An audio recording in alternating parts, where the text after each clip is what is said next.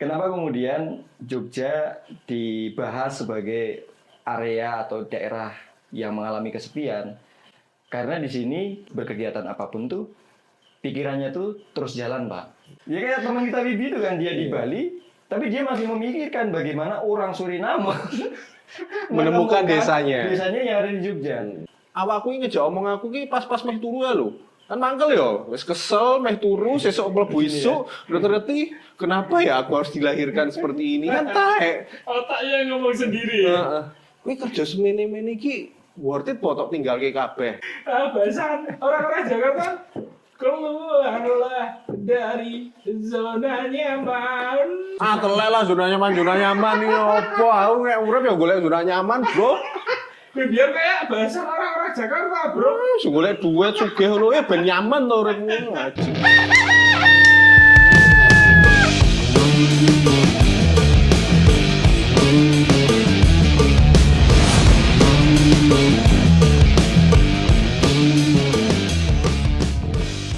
Beberapa hari yang lalu, aku tuh sempat baca artikel. Itu dari hasil sebuah riset bahwa di sana hasilnya kebanyakan mayoritas orang Jogja itu merasakan kesepian. Kalian sempat baca juga nggak? Aku sempat di-share karo bosku mbiyen. Berarti nge-share aku, mergo dhek ngerti aku wong Jo. Loh kok gini, Mas? Wah, ya tak balas wae. Wah, mungkin untuk yang belum berkeluarga, Pak. Relevan. Tidak apa dia. Pertama dia bukan orang Jogja, ketiga belum berkeluarga.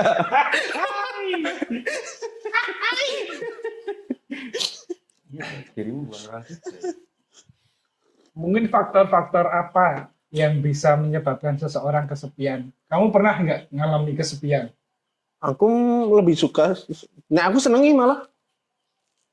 Ini Sepi ki seneng aku. Kayak kesepian enggak? ini antara kau secara maknawi antara sepi dan sunyi kamu bisa Suka. membedakan Iya, aku suka kondisi seperti itu malah. sepi dan sunyi loh ini, Nah, Pak. tapi merasa kesepian tuh karena menyikapi sepinya toh. Kata sifat rasi kesepian nih, Sidane. Ya adjektif ya, kata sifat. Kalau aku sih senang-senang aja sih sama kondisi sepi dan sunyi ya. Nah, aku ki yo wis tau kok ning kamar tok sedina ora ngopo-ngopo, yo kerep Sedino, Pak. sedina. Aku serong minggu gini ngematok. Tapi lah kesepian loh. Enggak. Enggak, kalau aku sama Dan yang gini, Pak, bayangin tempat yang sama sejak kalian kesini itu, sampai sekarang ketemu orang lagi. ya aku baca itu kan kemarin terus jawaban itu kan muncul karena sekedar respon cepat aja ya sama Seseorang pimpinan yang yang share kan nggak enak. Bukan nggak enak sih, bentuk apresiasi apa ya, bentuk tanggapan lah biar nggak kerasa dicuekin. Tapi di jalan bawah mikir kayaknya masalah kesepian apa enggak tuh bukan masalah tempatnya deh. Kalau mungkin aku meresponnya antara sepi dan sunyi itu memiliki dua kata yang berbeda, makna yang berbeda ya dari dua kata tersebut. Kalau kesepian itu lebih konteksnya lahiriah. Wah gimana itu?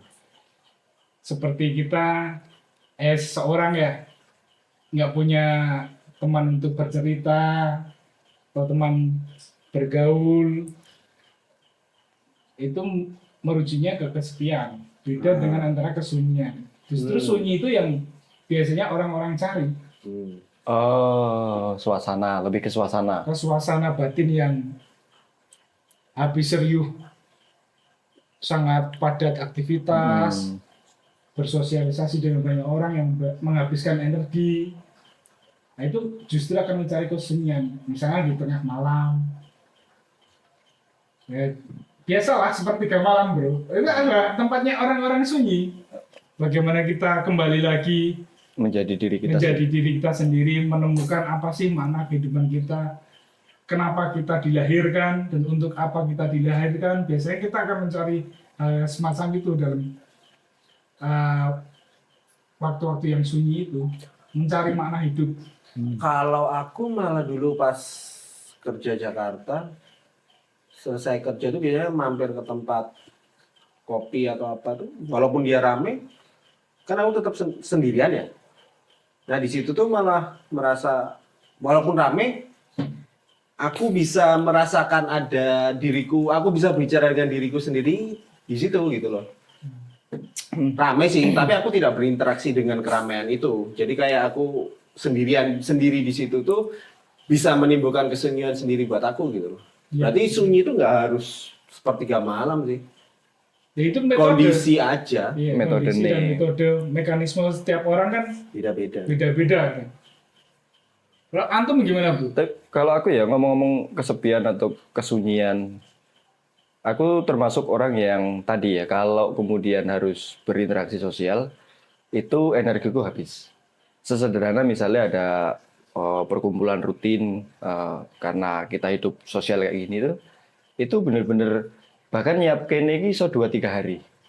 Kan kita ada misalnya kayak dirimu tuh ada apa kemarin kita janjian tuh nggak jadi karena ada apa arisan, Ya, kumpulan ada warga, kumpulan kumpulan warga. RT. Aku tuh udah bisa karena kebetulan kan pakai tanggalan Jawa tuh Mas. Dan tanggalan yang dipakai tanggalan pas pasaran di Sleman tuh. Jadi otomatis tahu gitu loh. Nek bar pasaran 2 hari lagi kumpul. Itu tuh energi gue koyo mulai terkuras loh. Apa ya dan lain sebagainya gitu. Walaupun tetap harus menghadapi itu dan lain sebagainya, tapi cukup banyak energi yang terkuras. Padahal ya nggak terjadi apapun Iya. di pertemuan itu gitu dan lain baik-baik saja, ya menyenangkan, tapi butuh sesuatu yang kayak gitu untuk mempersiapkan dan lain sebagainya. Jadi aku tipikal sing sebenarnya udah cukup dengan 20 kali 12 meter ini gitu. Udah di sini Dewian 1 bulan, 2 bulan itu aman gitu. Makanya aku tadi ketika dirimu datang pas kita sambil nunggu Mas Rimo tuh udah kayak apa aku nyambut gawe meneh gitu loh. Daftar kerja meneh kita ora tahu ketemu wong dan lain sebagainya. Ada kadang tersirat kayak gitu, tapi di sisi lain ya sangat menikmati hal-hal kayak gini. Karena rutinitas ngomong di Jogja juga di sini. Terus paling antar anak nek slow banget terus ke Wonosobo panen kopi ngolah lagi di sini.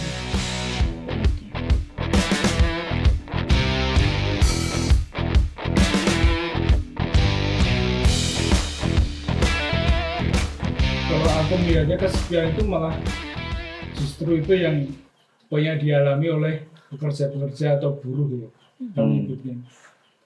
Jadi ketika kondisi dia teralienasi, terpisah dari lingkungan sosialnya. Oke. Ketika dia bekerja hanya sebatas sebagai seorang pekerja aja, karyawan aja, sebagai buruh aja. Jadi tanpa ada kontak relasi batin antara teman-teman pekerja, teman-teman kerjanya ataupun ke bosnya itu udah seperti terpisah dan jurang pemisah sendiri. Tidak bisa membagikan ceritanya dia yang menurutnya sangat privasi yang tidak bisa dia Dibagi. ungkapkan. Ya karena kan hubungan kerja. Iya. Ya kalau hubungan kerja ya seperti itu menurutku.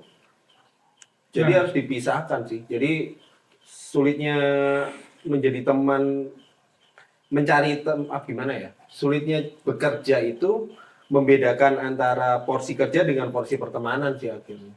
Karena kalau bekerja tetap berat ke pertemanannya jadi kayak nggak profesional gitu loh. Iya, iya. Karena kan kalau bekerja kan jelas ya, kita ngapain, dia ngapain. Job desk segala Job macam. desk-nya apa, ininya apa, tanggung jawab dia di mana, kita di mana, bantu tuh nggak ada masalah. Gitu loh. Tapi kalau backup-nya berlebihan kan karena berteman ya nggak juga, bro. Nah itu justru yang menjadi titik poin apa yang menyebabkan seseorang kesepian dengan jam kerja yang sudah tertentu, misal 8 atau sampai 9 jam, dia berada di kantor dari pagi hingga petang hari. Setelah Sampai jam telat itu, janjian ya. sampai telat janjian ya kayak kamu itu, udah langganan telat ya. Asu tadi aku. Ya, mereka itu orang-orang yang mungkin bagi saya juga ya mengalami ya. Jadi terpisahnya ketika sudah terikat oleh pekerjaan kemudian tuntas sampai pekerjaan di hari itu, setelahnya itu dia tidak memiliki eksistensi, ruang-ruang eksistensi bagaimana menjalani. Karena lelah segala macam. Bisa lelah atau bahkan sudah kehilangan teman-temannya yang dulu. Aku lebih masuk yang kedua. Kehilangan teman. Kehilangan teman-teman yang dulu. Karena ini loh, kalau kemarin tuh beberapa waktu yang lalu tuh nonton biasalah masuk rabbit hole-nya YouTube kan, short gitu kan cepet ya. Snoop Dogg muncul si Snoop Dogg di situ. Terus dia cerita kan short kan pendek aja potongan klip gitu dia ngomong. Kenapa sih ketika kita berada di sebuah fase teman-temanmu tuh kayak semakin kecil circle-nya. Hmm. Ada dua rasanya. Temanmu nggak bisa ngejar kamu ke situ atau kamu yang larinya terlalu cepat, nggak bawa teman-temanmu. Atau kita yang nggak bisa ngejar teman-teman kita kan sebenarnya. Nah, gitu. Kita Jadi, tertinggal ya. circle-nya itu akan tetap utuh kalau yang naik ke atas tuh tarik ke teman-teman yang di bawah gitu loh. Barengan. jadi. Barengan jadinya. Gitu. Kalau aku melihatnya. Kalau Atau tadi ya perlu berbicara metode baru. enggak, kalau itu berbicara masalah kenapa sih beberapa orang ketika di usia tertentu, fase tertentu tuh merasa teman-temannya kemudian berkurang, ini itulah. Ya memang aku juga merasa temanku juga nggak sebanyak dulu karena ya tuntutan macam-macam kan banyak ya, kita memikirkan hidup masing-masing. Tapi buat aku teman-temanku masih awet-awet aja. Kue-kue, koncoku, bahkan yang di Jakarta masih keep contact. Ya masih rapat juga pertemanan itu. Ono misalkan curhat apa kadang sering telepon, wong telu, grup call. Itu sederhana itu sih. Karena kami merasa tidak ada yang tertinggal di situ. Di fase ini tuh nggak ada yang tertinggal. Mungkin kalau bisa mengajukan salah satu masukan saran ya, perlu adanya metode baru. Ketika dalam satu... Kowe ngomong anyar ya, berarti rungono sak durunge. Oh iya. Berarti aslinya Yoranya banget. Yora penemu juga. Itu Columbus juga. Kali menane Columbus. Perlu adanya sosialisasi baru ya. Membuka ruang-ruang pertemanan baru. Misal kita dari situasi yang sangat mereduksi eksistensi diri ini. Situasi ya, itu situasi. Coba masuk ke komunitas baru, misal komunitas mancing, komunitas... Nggak semudah itu juga sih masuk komunitas, Pak. Tergantung orangnya lagi. Nah itu bagaimana kita mencoba untuk berani mencoba hal baru. Mengupgrade diri kita. Mencoba, itu kan seperti zona nyamannya mungkin aku kayaknya susah. Telek lah zona nyaman nih opo. Aku kayak urip ya golek zona nyaman, Bro. Biar kayak bahasa orang-orang Jakarta, bro. Golek duit sugih lho ben nyaman to uripmu. Ngaji kuri. Bahasa orang-orang Jakarta keluarlah dari zona nyaman. Tobol.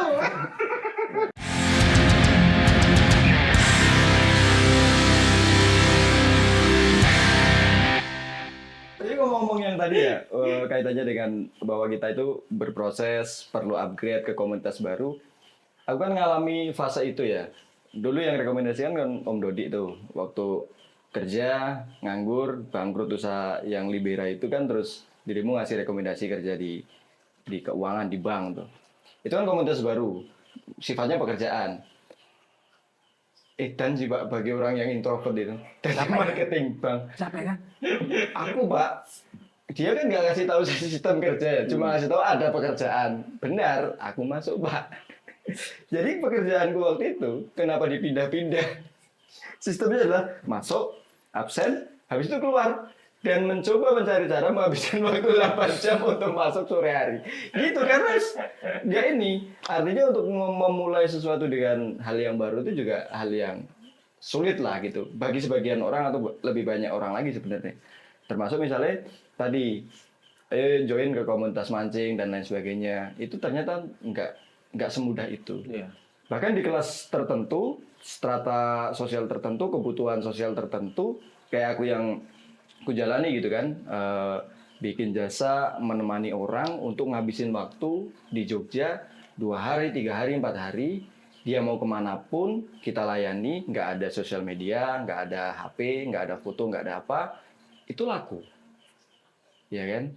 Jadi cuma misalnya Om Dot datang, udah dia mau kemana kita temenin segala macem ke tempat-tempat yang, dan kita nggak, kalau dia nggak tanya kita nggak punya hak ngomong gitu. Fungsiku cuma gitu Pak. Kalau dia nggak tanya, kita nggak jawab. Ya iya kan dia nggak tanya. Maksudnya nggak yang kayak guide kan. Ya. Aku kuliah di pariwisata ya, ngambil S2 pariwisata.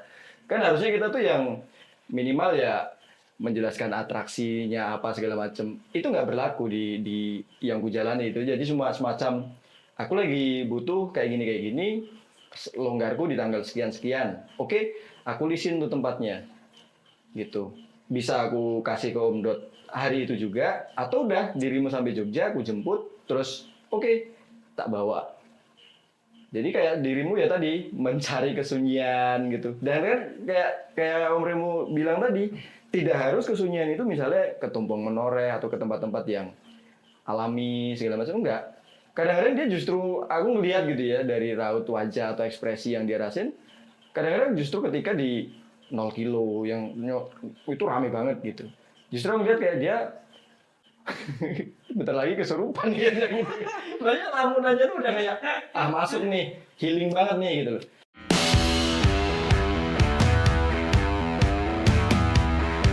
Ini nggak sih kalian ngikutin basket? Apa kartun basket nggak sih? Kuroko no Basket?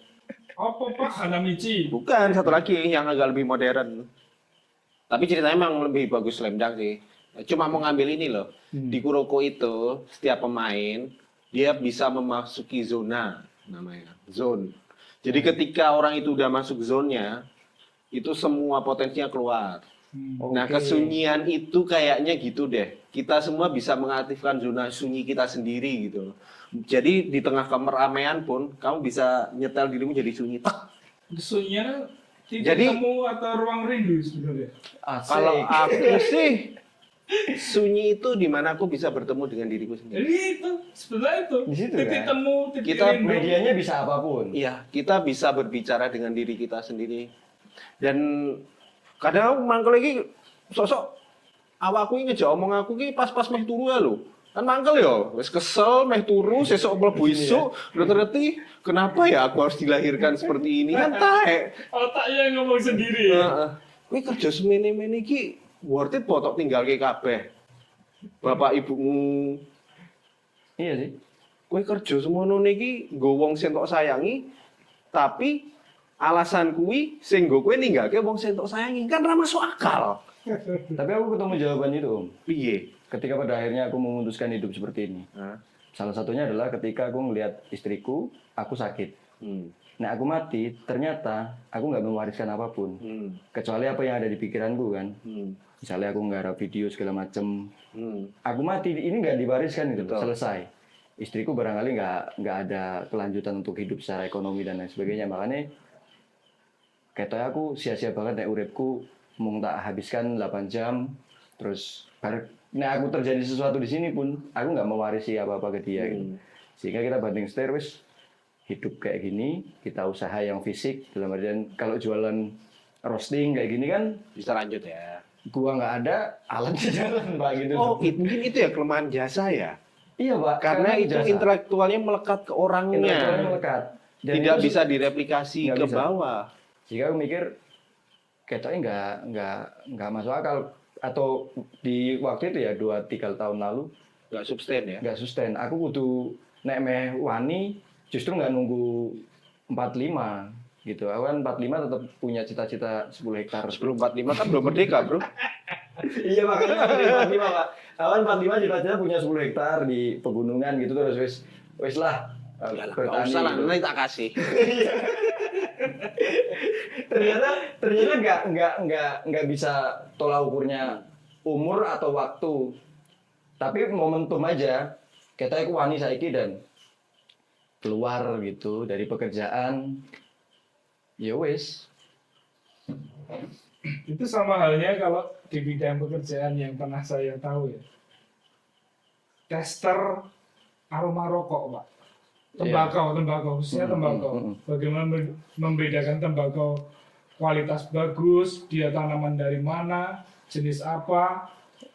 Nah itu nggak bisa diwariskan sebetulnya. Asosiasinya Padahal- di indera perasa dia ya. Iya, di dunia dia. Padahal itu adalah salah satu pekerjaan yang memiliki gaji sangat tinggi Pak. Dan jasa kan jatuhnya. Jasa Ya, di kan? dunia sangat berharga Pak, penciumannya, dan itu nggak bisa diwariskan ke anak turunnya atau bahkan dibagikan ilmunya ke orang lain pun juga nggak bisa itu.